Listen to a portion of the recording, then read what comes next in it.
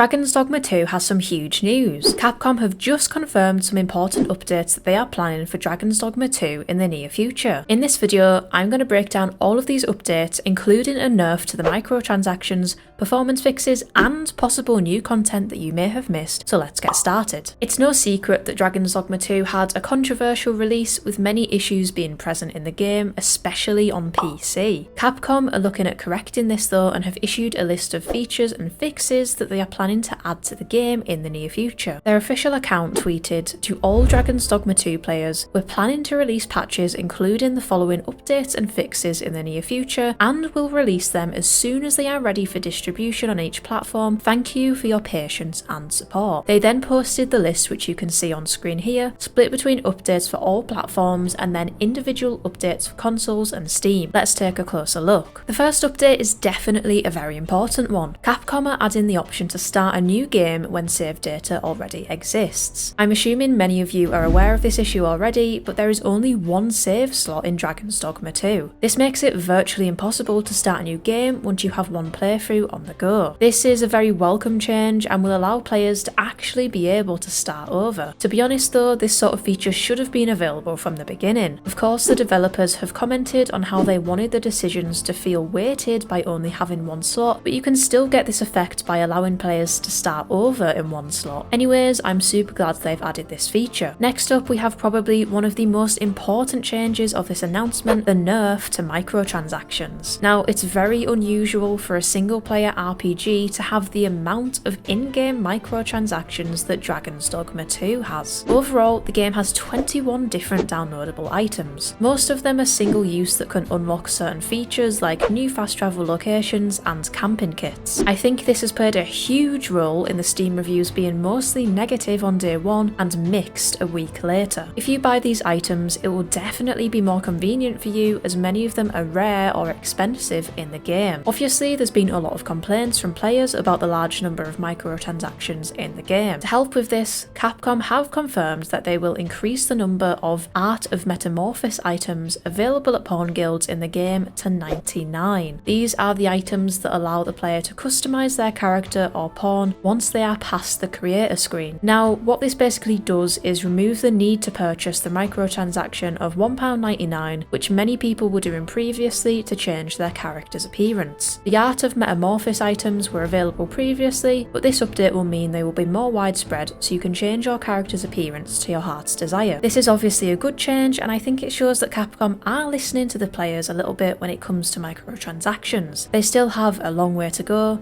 but this is definitely a welcome start. Capcom have also confirmed that they are going to make the quest that allows players to acquire their own dwelling available earlier in the game. Of course, this will have the knock-on effect of people unlocking the achievement earlier for owning your own property. It will also give players an additional place to regen HP, which I think is a good thing overall. Now, the next two updates are pretty standard. They've said that they will release miscellaneous text display fixes and miscellaneous bug fixes. The team have also said that there will be a number of console-only updates. These include adding the options to switch motion blur and ray tracing on or off in the options, as well as adding the option to set frame rate to either variable or max 30 FPS in the game's options. As a PC player, this will not really affect me, but I think it's good that they have added the options to choose a variable or fixed frame rate. From what I've seen online, many players are frustrated at the jittering and FPS drops when entering certain areas or at random points in the game, so hopefully playing with the max 30 FPS option will help counter this. Lastly, we have some Steam-only updates, most notably improving quality when DLSS is enabled. They will also be fixing an issue where models appeared low quality under some specific settings. Notably absent from this is any fix to address the frame rate issues for PC players, but more on this later. Overall, I think these changes are a step in the right direction. I think if we see the Dragon's Dogma team implement these soon and implement even more fixes, then this can help with the issues many players are currently facing. Now, having taken a look at the updates planned for Dragon's Dogma 2, I wanted to briefly touch on my experience with this game. I will also touch on what I think the team needs to add and what I think Capcom needs to do to reverse that mostly negative rating over on Steam. Now, being super excited for the game, I played on PC on opening day with a very decent setup and sadly had to stop due to the performance issues. It crashed many times and I had issues with the character movement. I think this is mainly due to poor optimization. At the moment, this game definitely seems to be better optimized for consoles, controls. What further supports this is that I actually had a pop-up message on Steam at the start of the game saying that the game is better experienced with a controller as opposed to keyboard and mouse. If you buy the game on PC, then you might not have access to a controller to play with. Of course, I know I'm not alone here. Many people have reported really poor performance on PC that makes the game unplayable. This includes low FPS when being near NPCs, monsters and cities. So I think the Dragon's Dogma 2 team definitely needs to prioritise these performance issues and release a fix for better optimisation on PC as soon as possible. Of course, it's not all negative. Many people are loving the game and getting great performance. However, there are some positive tweaks that I think could be made to improve the experience for players overall. I think the pawns are a great mechanic, and it's great to see that the team have recently finished work on the pawn search feature, which includes those with quest knowledge. I would like a little bit more work done on pawns when they are indicating points of interest. Sometimes it's a little unclear what they are referring to, and I have seen people mention that a sharpening of this feature would be a great fix. Next up is the fast travel. Now, we all expected the fast travel to be limited, as it was confirmed before release that Dragon's Dogma 2 will not have unrestricted fast travel. However, many players have remarked that it can just be very draining to return back the way you came to do a quest if there isn't a fast travel point through there. It's key to point out here that the game's director wanted to promote exploration, but doing this over and over can become tedious. I think part of this is to do with the monsters. Monsters look great in this game, and many players enjoy fighting huge monsters and climbing on top of them, but when exploring it does mean you stumble into a lot of the same enemies. This could just be in certain places, but more monster types would definitely be welcome. A smaller but equally as cool an addition would be adding backpacks as purchasable items. These could be equipped alongside cloaks and could increase carrying capacity. Another item type fix which would be great for the game would be to add the ability to make helmets invisible for the player and the pawn. Many other RPGs have this, such as Baldur's Gate 3. I think it's a staple of the genre now and allows us to really see those characters that we've spent a lot of time making. Although not the smooth release we were expecting, it's great to see Capcom releasing a new update with multiple fixes and improvements so soon after the release. I've got my fingers crossed for better PC optimization, as I'm sure this game deserves to be played at its best. Have you guys had any problems with Dragon's Dogma 2 so far, or have you had a smooth experience? Let me know in the comments down below. Please don't forget to hit the like button and subscribe to the channel for more RPG gaming news. As always, thank you for watching. See you next time.